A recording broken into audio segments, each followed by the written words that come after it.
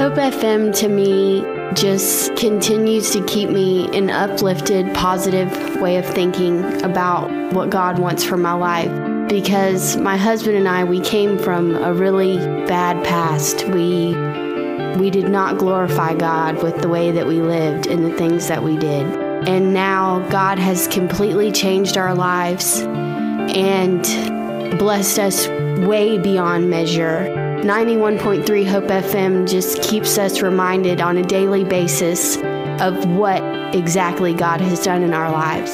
It's been several times that I turn on the radio and it catches me at a bad moment or a bad spot, and exactly what I needed to hear and be reminded of is being portrayed through the lyrics of whatever song y'all might be playing at that given time. I'm really thankful for Hope FM and everything that it holds true to according to God's Word and the hope that it provides to everyone in this community. Thank you, Hope FM.